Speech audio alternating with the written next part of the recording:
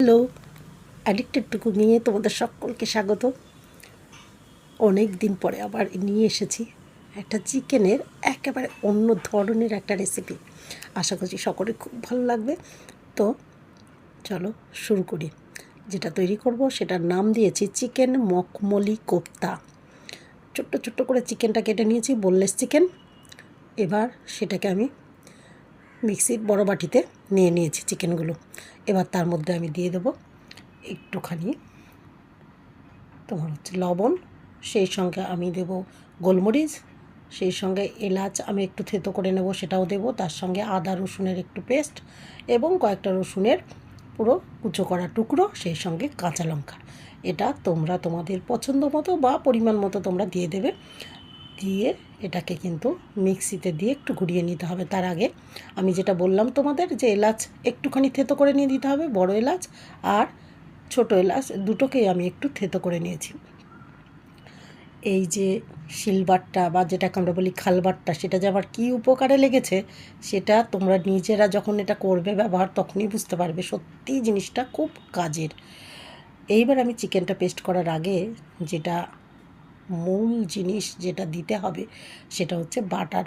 মোটামুটি প্রায় 70 থেকে 80 গ্রাম মতো বাটার কিন্তু আমি চিকেনের মধ্যে দিয়ে চিকেনটাকে বেশ সুন্দর করে পেস্ট করে নিয়েছি। হাতে একটু সর্ষের তেল লাগিয়েছি, তারপর গোল গোল করে বলের আকারে এগুলোকে শেপ দিয়ে নিয়েছি।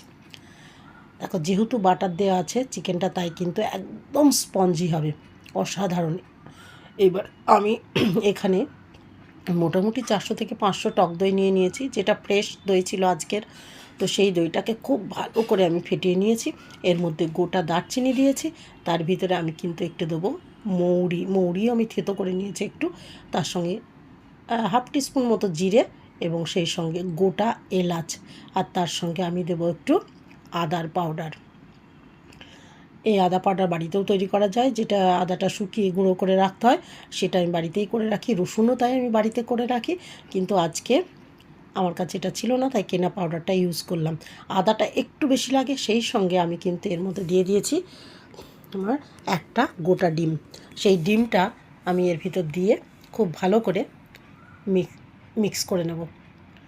দেখো, এত সুন্দর করে মিক্স করে নিয়েছি, এটাকে বোঝাই যাচ্ছে না যে এর ভিতরে ডিম দেওয়া আছে। এইবার খুব ভালো করে এটাকে মিক্স করে নেওয়ার পর এটাকে আমি কিন্তু গ্যাসে বসিয়ে দেব। প্যানটাকে আমি গ্যাসে বসিয়ে দিলাম। গ্যাসে তাওয়াটা বসিয়ে দিয়ে বেশ কিছুক্ষণ কিন্তু এটা নাড়াচাড়া করতে হবে এবং সমানেই নাড়তে হবে এটা, তা না হলে নিচের দিকে কিন্তু এটা বসে যেতে পারে।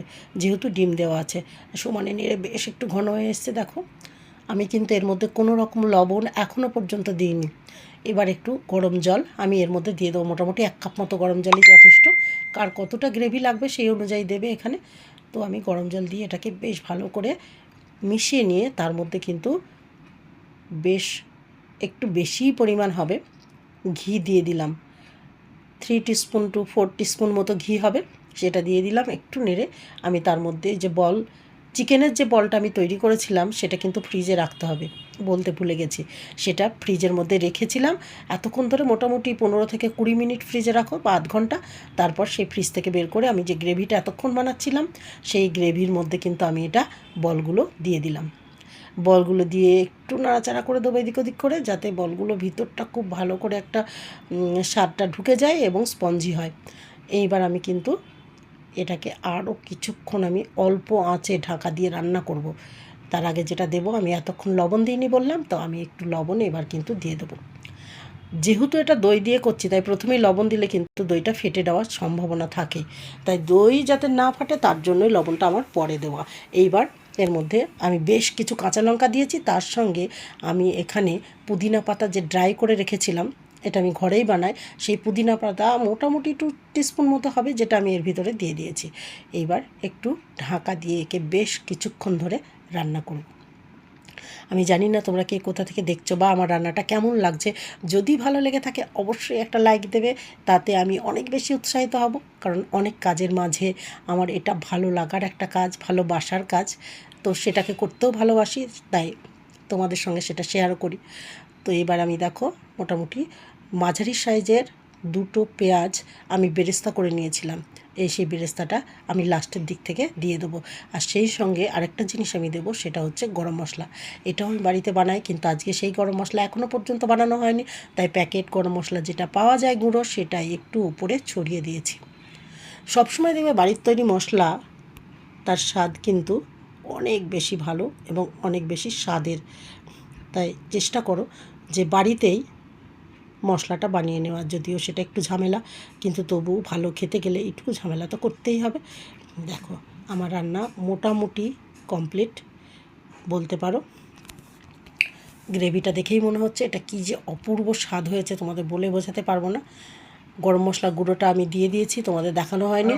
এইবার গরম মশলা গুঁড়ো দেওয়ার পর কিছুক্ষণ একে ঢাকনা দিয়ে 10 থেকে 15 মিনিট রেখে দিয়েছি। রাখার পর একটা তোমাদের কেটে দেখাচ্ছি যে কতটা সুন্দর, কতটা সফট হয়েছে আমার এই কোপ্তাটা।